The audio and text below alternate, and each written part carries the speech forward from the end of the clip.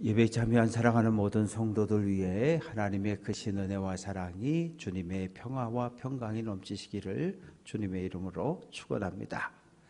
어제 좀 피곤해서 9시쯤 잠든 것 같아요. 저는 그냥 피곤하면 쓰러져 잡니다. 한참을 잘 자고 있는데 갑자기 아내가 여보, 비상계엄이 선포됐어. 뭐? 에이, 그럴 리가 있어? 아이 진짜야. 그래서 나가보니까 비상계엄이 선포가 됐어요. 1979년 제가 고등학교 2학년 때 비상계엄이 선포가 됐었습니다. 그때 이렇게 기억들을 떠올려 보면 신문들은 기사가 실리지 못하고 백지로 신문이 발행되기도 하고 대학가 앞에는 탱크들이 가서 있기도 하고 그랬던 어렸을 때의 학생 때의 기억을 가지고 있어요. 그래서 깜짝 놀랐어요. 아니 내 생애에 또다시 이런 비상계엄이 선포가 되는 일이 있다니 그럼 마음이 많이 아팠어요. 어쩌다가 이렇게 됐을까. 우리 박찬희 권사님의 기도처럼 우리가 기도 안 해서 그랬을 수도 있고 우리가 투표해서 세운 지도자가 잘못된 생각을 가지고 있어서 그럴 수도 있고 대통령을 보자 하는 주변의 측근들이 대통령에게 올바른 소리를 전해주지 못해서 그럴 수 있기도 하고 분명한 것은 우리 사회가 어젯밤 혼란에 빠져들었다는 거예요. 그래서 그런 생각을 해봤어요. 그래서 1시 좀 넘어서 비상계엄 해제 결의안이 국회에서 190명의 국회의원이 모여서 정리되는 모습, 계엄 군인들이 그 막 국회 유리창을 깨고 들어가는 모습, 그 모습을 보니까 갑자기 4년 전에 미국에서 시민들이 각 미국 국회의사당 막 때려부시고 들어갔던 그 모습이 연상이 되면서 야 이거 큰일 났다 큰일 났다. 그런데 만장일치로 여야 모두가 만장일치로 결의안이 통과된 걸 보면서 들어가 잠을 잤습니다. 그러면서 생각해 봤어요. 예수님의 재림도 이렇게 오지 않을까.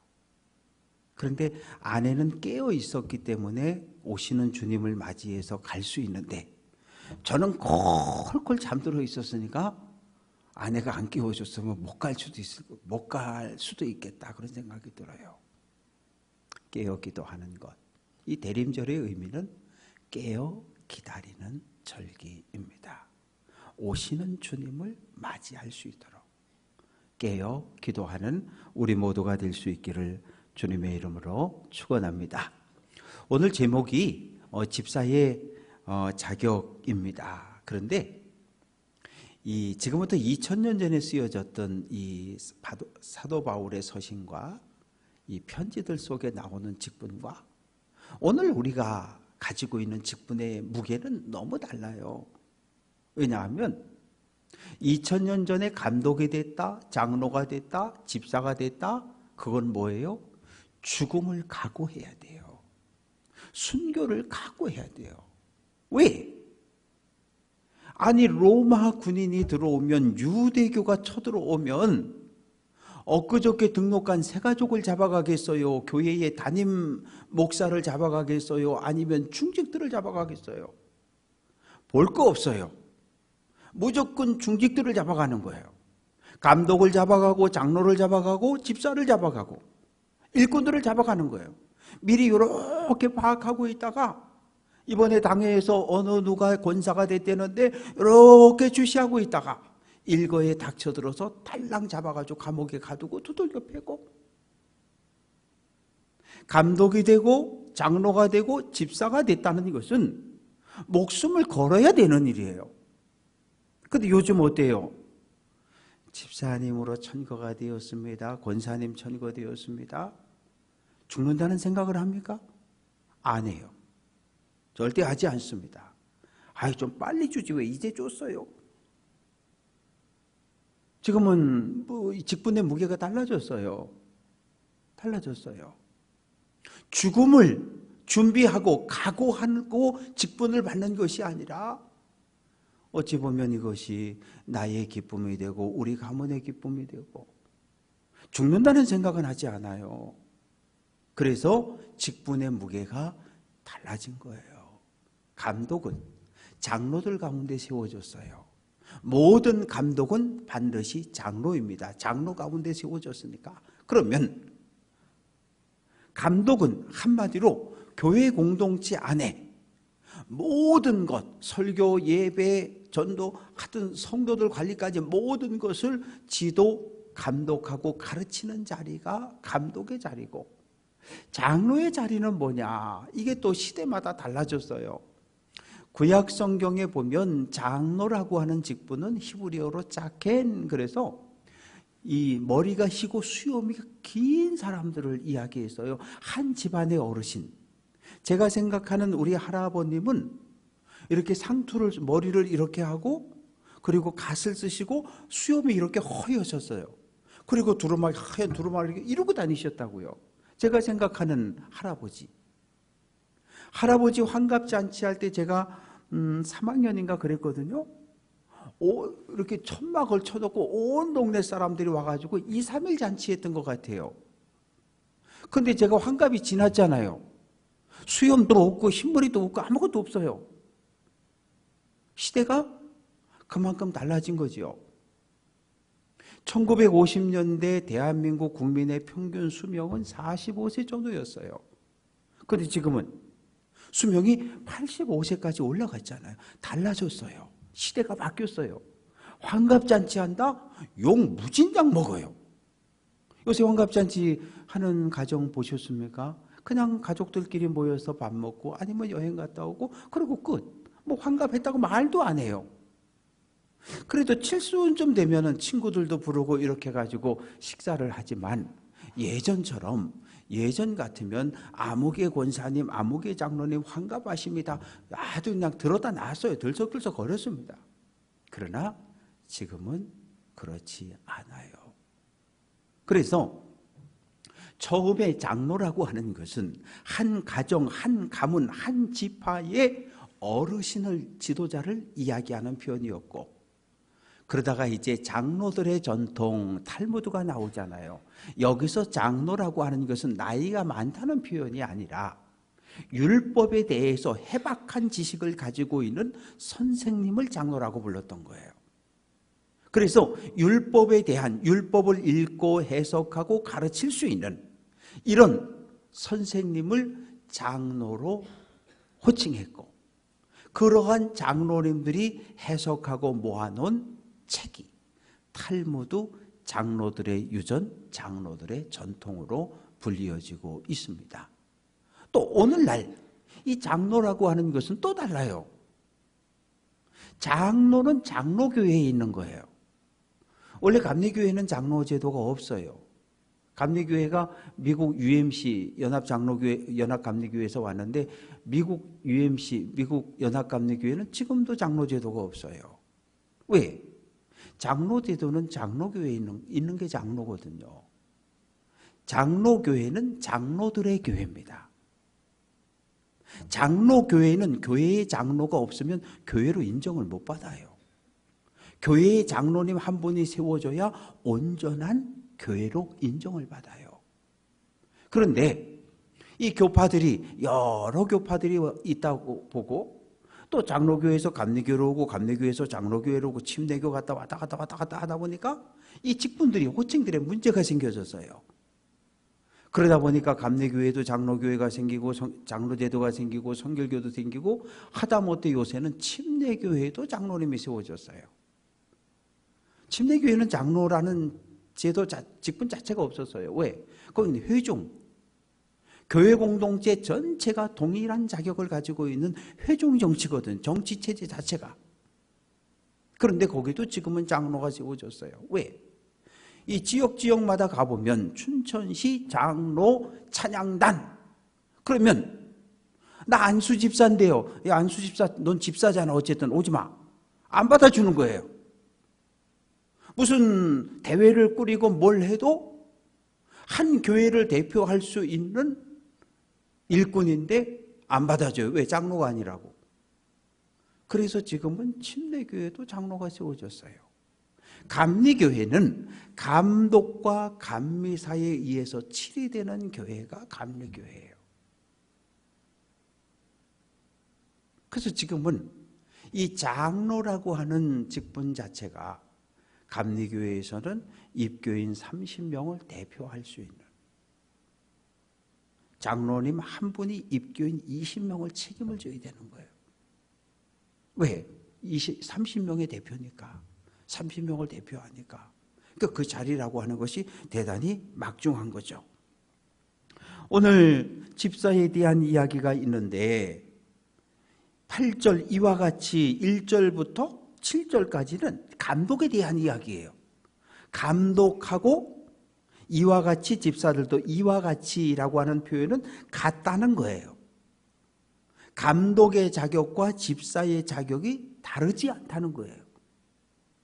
그만큼 초대교회 때 장로, 감독, 집사라고 하는 직분은 자기 목숨을 걸어야 하는 그런 직분이었기 때문에 대단히 감독의 자격과 집사의 자격이 거의 같았어요.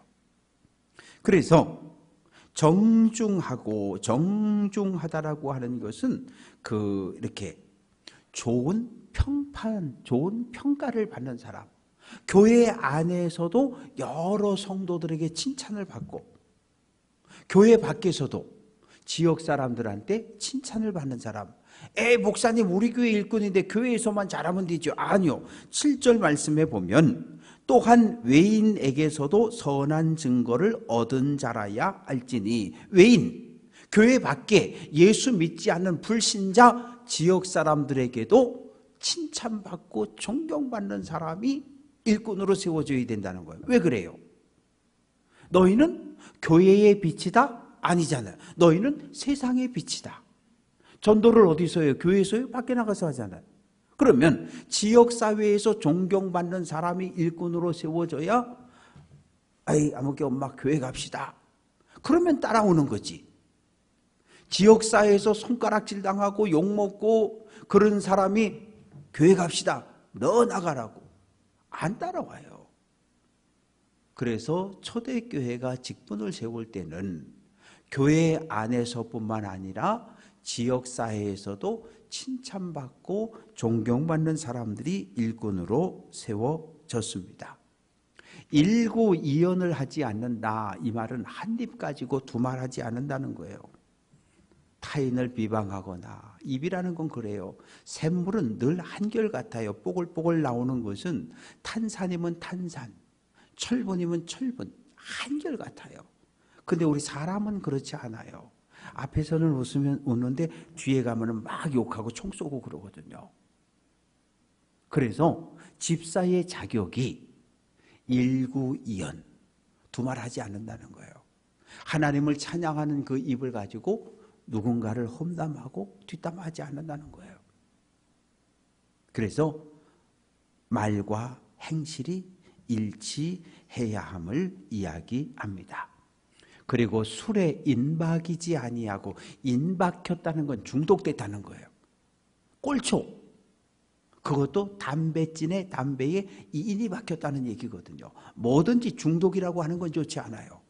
술이든 담배든 운동이든 일이든 하여튼 이 뭐에 중독됐다라고 하는 표현은 아주 나쁜 거예요. 왜? 거기서 헤어나오지 못하기 때문입니다. 거기 사로잡혀가지고 꼼짝도 못해요. 네 번째, 더러운 일을 탐하지 아니하고, 이 말의 의미는 참 부끄러운 방법으로, 불의한 방법으로 재물을 모으고 쌓아가는 것. 불의한 방법으로 돈을 모으려면 어떻게 해요? 사회적 약자, 힘 없는 사람을 억압하고 착취하고 그 사람 걸 뺏어와야 되는 거예요. 근데 예수님은 양들을 위하여 자기 목숨을 내어놓으셨던 예수님을 우리가 믿잖아요. 그러니까 우리는 때로 내가 손해보지 뭐. 근데 손해볼게요. 그런 마음을 가지고 살아야 된다는 거죠. 그래서 땀 흘린 만큼의 정당한 대가를 가지고 하나님 앞에 정직한 삶을 살아갈 것을 우리에게 요구하고 있습니다. 또한 9절 말씀 보면 깨끗한 양심의 믿음의 비밀을 가진 자라야 한다. 깨끗한 양심이라고 하는 것은 거짓이 없는 마음이에요.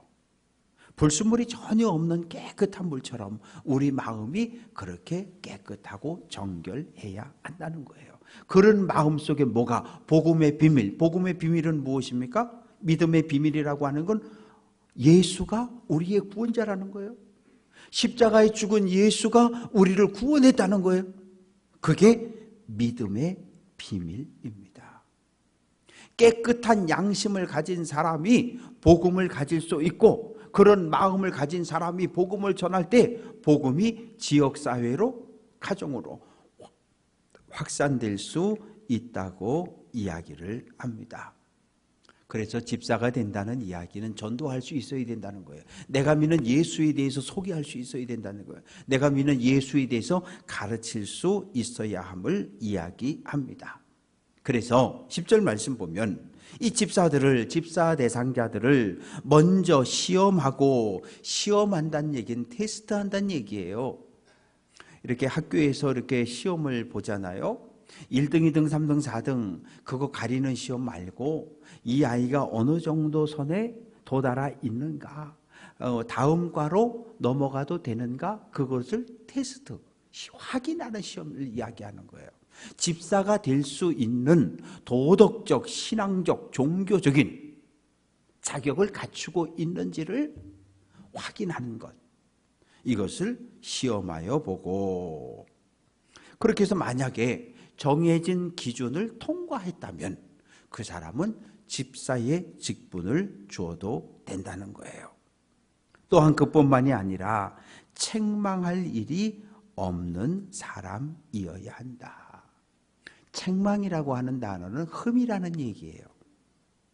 차가 이게 어떻게 하다가 그냥 꽁 부딪히거나 쓱 긁으면 얼룩이 생기잖아요. 그 얼룩이 작은 건데도 그 신경이 쓰여요. 그럼 어떻게 해요? 가가지고 하여튼 어떻게 해가지고 까망칠을 하든 칠을 해가지고 고기를 깨끗이 닦아냅니다. 얼룩이, 흠이 보이지 않도록. 마찬가지로 우리 마음속에 묻어있는 얼룩들, 우리 마음속에 쌓여있는 죄의 찌꺼기들, 우리의 혈관이 돌아다니잖아요. 우리 혈관의 길이가 엄청나게 길대잖아요. 그런데 심장에서 나온 피가 폐까지 갔다가 다시 오는데, 가는데 6초, 오는데 6초. 그리고 심장에서 나온 피가 온 몸을 한 바퀴 돌고 오는데 20에서 25초밖에 안 걸린다는 거예요. 그러니까 우리 몸속의 피는 잠시도 쉬지 않고 심장에서 나와서 머리 꼭대기까지 갔다가 발가락 끝까지 갔다가 다시 심장으로 돌아오기를 계속 반복하고 있는 거거든요. 그런데 몇 년 전 저희 형님이 쓰러져서 병원에 실려갔어요.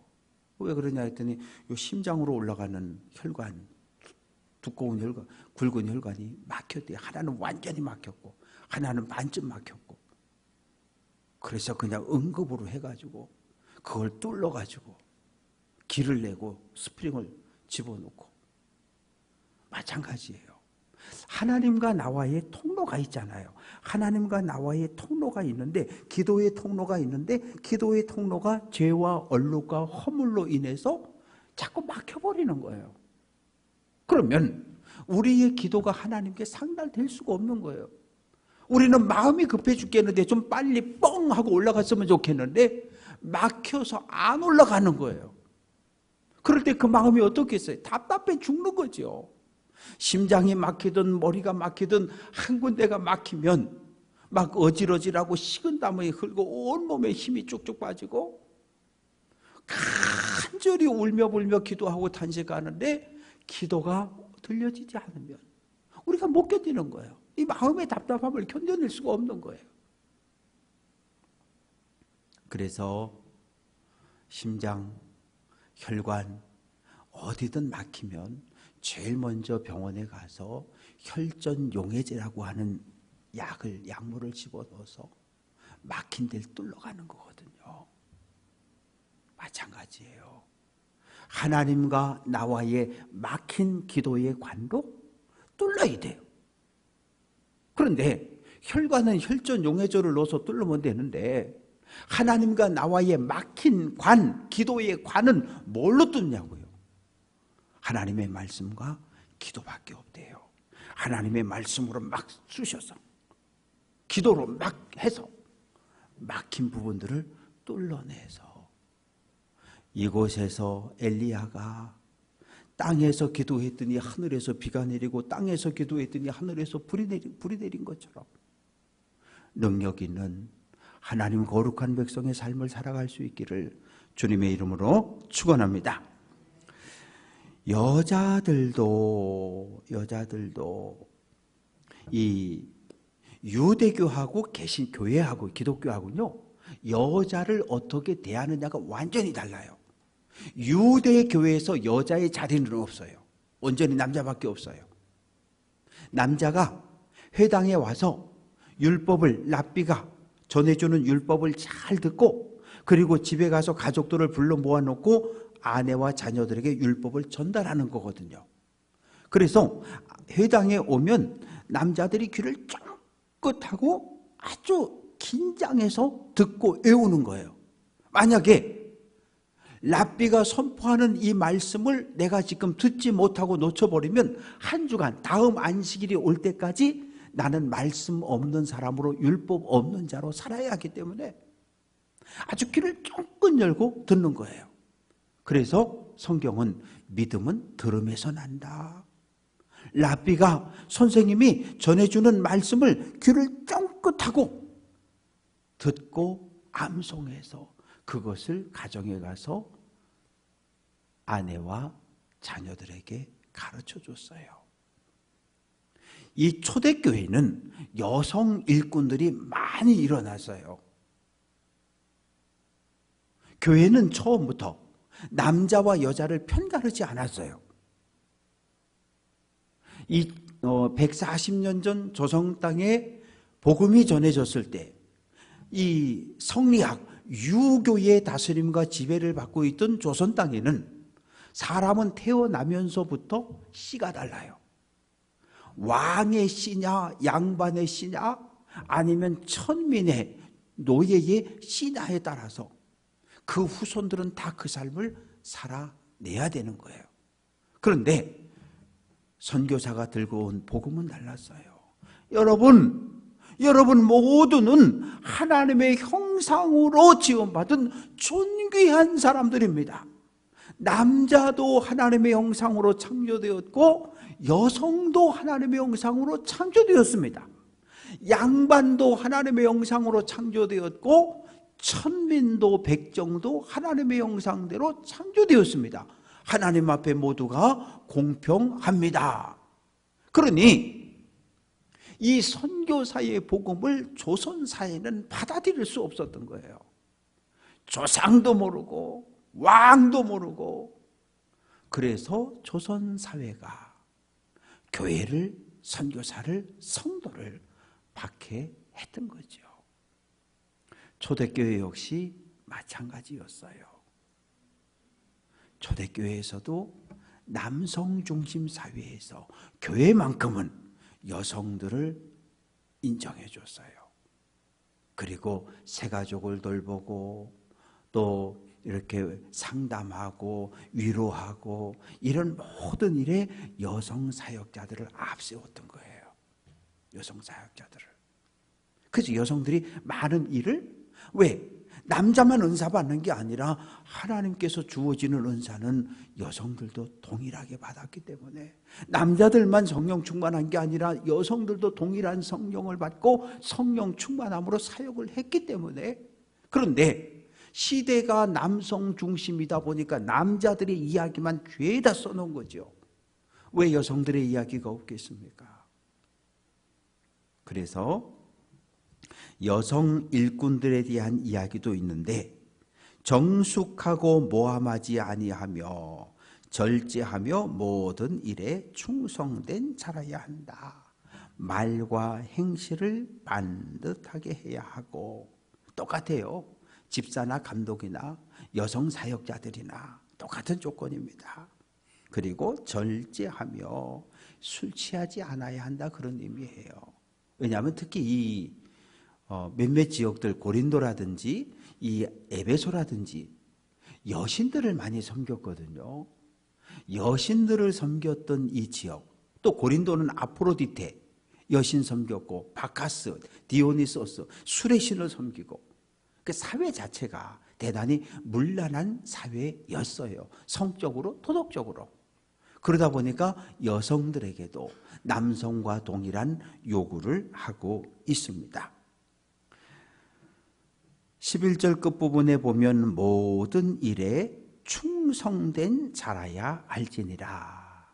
신약 성경을 읽다가 특히 사도 바울이 쓴 로마서 이하 쭉 읽다가 믿음이라는 단어가 나오면 믿음이라는 단어와 동의어가 두 개가 있어요. 첫째는 충성이에요. 충성. 누구에게만? 하나님에게만, 내 인생의 왕 대신 하나님에게만 온전한 충성을 바치는 것, 이걸 믿음이라고 표현하고 있는 거예요. 또 믿음과 동의어가 충성인데 또 믿음과 동의어가 신실함입니다. 사람이 이랬다 저랬다 하잖아요. 기분에 따라서, 상황에 따라서 좋을 때도 있고 눈 내릴 때도 있고 비 올 때도 있고 추울 때도 있고 뜨거울 때도 있고, 그런 모든 상황에 따라서 우리는 달라질 수 있어요. 신실함이라고 하는 건 한결같은 거예요. 변하지 않는 거예요. 때로 내가 손해를 보는 그런 상황을 만나도 그 약속을 지켜내는 거예요. 그래서 믿음과 신실함을 동의어로 사용하고 있고, 하나님의 성품 중에 하나가 신실하신 하나님. 그래서 우리가 신실하신 하나님, 나의 하나님, 한결같이 변함없는. 그리고 12절 말씀 보면 집사들은 한 아내의 남편이어야 한다. 하나님이 정한 원칙은 일부 일처제입니다. 그런데 이 지구상에는 아직도 일부 일처가 제일 많고요. 그런데 일처 다부제도 있어요. 지금 티베트 같은 경우 한 형제들과 여성 한 명이 결혼해서 한 형제들과 그냥 같이 한 집에서 사는 이런 모습이 있고, 또 브라질의 어떤 소수 종족이라든지 아프리카의 어떤 종족, 중국도 그렇고 인도도 그렇고 작은 종족들 가운데는 아직도 이런 일부 다처제의 모습이 있는 그런 풍습들이 남아있는 곳도 있지만, 지구상 전체로 본다면 99%가 일부 일처, 한 남자와 한 여자가 결혼하여 가정을 꾸리는 것으로 거의 모든 나라 민족이 그렇게 자리를 잡아가고 있습니다. 그래서 교회의 일꾼이 되려면 일부 일처가 되어야 한다는 거예요. 140년 전 이 땅에 복음이 들어왔을 때 조선 남자들, 양반들이 예수 믿기 제일 어려웠던 이유 중에 하나가, 그 당시는 양반이 1처, 2첩, 3첩을 두고 살았던 시대였기 때문에 세례는 받고 싶은데 선교사가 모든 관계를 다 정리하고 와야 세례를 준다 그러니까 그냥 내쫓으면 안 되고 먹고 살 저것을 다 해줘야 된다 그러니까, 그래서 양반들 가운데 예수 믿고 세례받는데 오랜 시간이 걸렸다는 이야기가 우리 한국 교회사 속에 그대로 기록이 되어져 있습니다. 또 집사는 자기 자녀와 자기 집을 잘 다스려야 한다. 자녀에게 존경받는 거 쉽지 않습니다. 아버지가 자녀들에게 존경받는 게 안 쉬워요. 왜 그러냐 하면 지금 아버지는 어때요? 애들이 아빠 이거 해줘, 아빠 나 어디 가야 돼? 그러면 웬만하면 다 해줘요. 어디 가야 돼? 얼른 와, 다 늦었어, 빨리 가자. 아빠들이 얼마나 잘해요. 근데 2000년 전 로마 사회에서 아버지라고 하는 존재는 아이를 죽이고 살릴 수 있는 생사 여탈권을 쥐고 있었다고요. 아들이 말을 안 들어요? 두들겨 패고 노예로 팔아버릴 수 있었다고요. 아버지는 무서움의 존재였어요. 폭군이었어요. 그런 아버지 밑에서 자라난 아이들이 아버지를 존경한 어렵습니다. 그래서 믿음의 가정에서는 초대교회가 잘한 것 중에 하나가 뭐냐 하면 여기저기서 이 아이는 내다 버리라 그래가지고 버려진 아이들을 초대교회 성도들이 다 입양해서 데려다가 그 아이들을 믿음으로 키워냈던 거예요. 내 배로 낳지는 않았지만 가슴으로 낳아서 그 아이들에게 복음을 넣어줬고, 이것이 2대 3대가 건너가면서 로마 제국 사회에서 기독교인 여성은 순결한 여성이라고 하는 평가를 받게 된 거예요. 그래서 기독교인 여성들이 귀족에게 시집가는 경우가 늘어났고, 그래서 복음이 자연스럽게 로마 귀족 계급에까지도 퍼져 나가게 됐던 거거든요. 버려진 아이들. 왜요? 유모가 주인 마님이 아기를 낳습니다. 주인님 보시지요. 조금 누리끼리하고 황달기 있으면 갖다 버리라 그래요. 그럼 갖다 버려야 돼요. 애가 장대하고 장부가 될 것 같으면 갖다 젖 물리라 그러면 그제서 젖을 물리는 거예요. 그렇게 남성 중심의, 아버지 중심의 폭군 사회가 2000년 전 사회였어요. 그런 사회에서 교회 집사는 자녀들에게 존경을 받아야 된대요.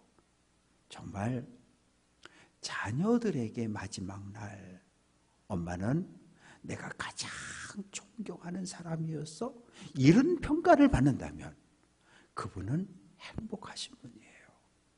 아빠는 내가 아는 남자들 가운데 가장 내가 존경하는 분이야, 그런 평가를 들을 수 있다면 그 남편의, 그 아빠의 인생은 행복한 인생이 분명합니다. 그 정도로 2000년 전 교회의 현실은 많이 어려웠어요. 가정에서 아내에게 존경을 받고 자녀들에게 존경을 받는 그런 아빠가 교회의 집사가 되고 장로가 되고 감독이 돼야 큰 영향력을 발휘할 수 있다는 거죠. 13절에 집사의 직분을 잘한 자들은 어떻게 하라고요? 아름다운 주의를 받는다. 아름다운 주의라고 하는 건 하나님이 주시는 선물이에요. 하나님 나라 들어가는 거예요. 하나님의 나라에서 하나님의 통치를 받으며 하나님을 예배하며 하나님의 은혜 안에 사는 것. 그리고 그리스도 예수 안에 있는 믿음에 큰 담력을 얻는다. 하나님의 사람은 담대한 믿음을 소유하게 됩니다. 담대한 믿음을 가지고 있으면 죽음이 두렵지 않아요. 큰 믿음을 가지고 있었던 다니엘의 세 친구 풀무불에 던져졌지만 하나님이 나를 구원해 주실 것입니다. 하나님이 나를 구원하지 아니하셔도 나는 우상에게 절 안 합니다. 사자굴에 던져진 다니엘, 사자굴에 던져지는 것 뻔히 알면서도 예루살렘을 향하여 하나님께 기도했던 사람, 담대한 믿음의 사람이죠. 바울과 실라, 매를 맞고 빌립보 지하 감옥에 갇혔어요. 그래도 그 안에서 하나님을 찬양했던 믿음의 사람들, 큰 믿음을 가졌던 믿음의 위대한 선배들입니다. 사랑하는 성도 여러분, 하나님께서 우리를 하나님의 거룩한 백성으로 불러주셨고, 때로 집사의 직분도, 권사의 직분도, 장로의 직분도, 전도사로, 목사로 우리에게 직분을 주셨어요. 이 모든 직분은 섬기라고 주신 직분들이에요.